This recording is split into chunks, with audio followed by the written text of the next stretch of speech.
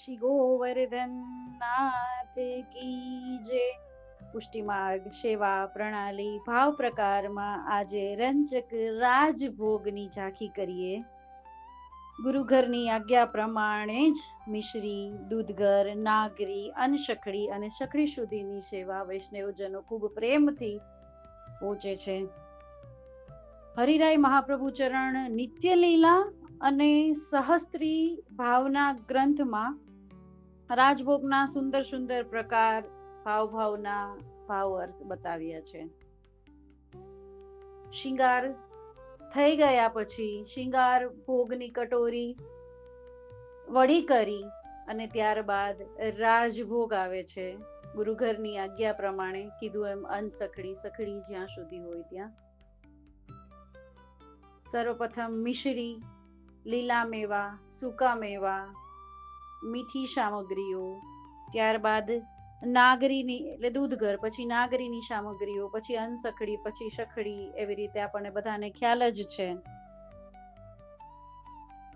ત્યારબાદ શ્રી મહાપ્રભુજીની કાની, શ્રી ગુસાઈજીની કાની, સમસ્ત વલ્લભ કુળ પરિવારની કાની, દમલાજીની આડી, અષ્ટસખાન અષ્ટસખીનની આડી, 84,252 ભગવદીઓની આડી અને બ્રહ્મ સંબંધનો ભાવાર્થ બોલી અને શ્રી ઠાકોરજીને આરોગવા માટે, રાજભોગ પ્રેમથી આરોગવા માટે ખૂબ વિનંતીઓ કરવામાં આવે છે.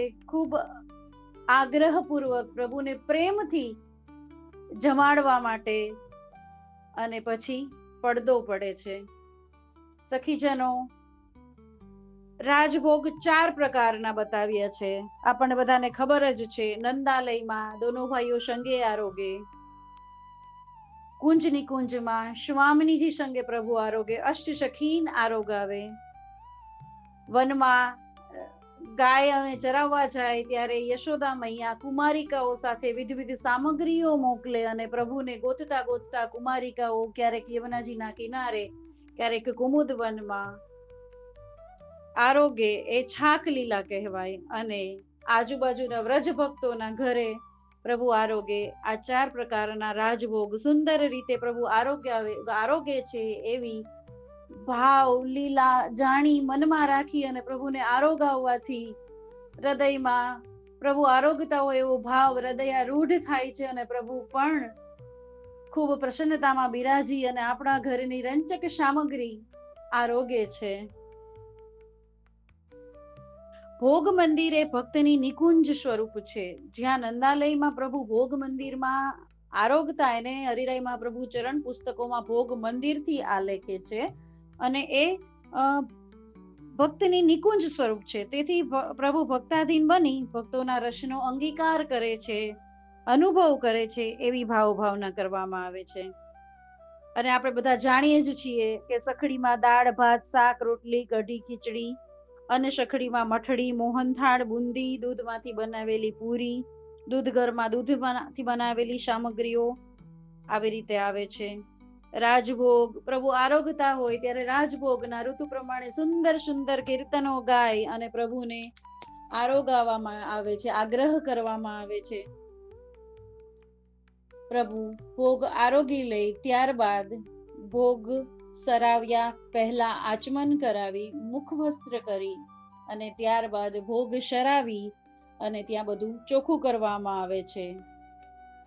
પછી બીડી કે સોપારી આરોગાવાય છે. ત્યારબાદ ખંડપાટ, ગેંદ, ચોપાટ બધું પ્રભુ સન્મુખ પધરાવાય છે.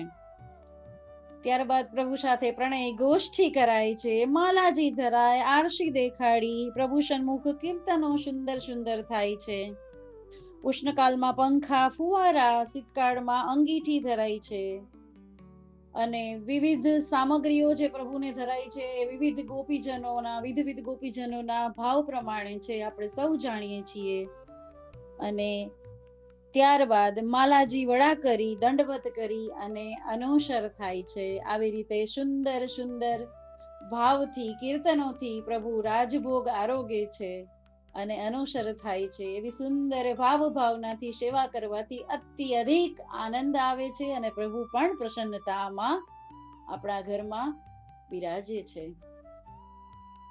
સમયાંતરે રાજભોગ પછીની પ્રણાલીમાં ઉત્થાપન થી શયન સુધીનું જોશું પ્રભુ કૃપાથી. હરિરાય મહાપ્રભુ ચરણની કૃપા હંમેશા બની રહે દરેક વૈષ્ણવજનો ઉપર. શ્રી ગોવર્ધન નાથ કી જય.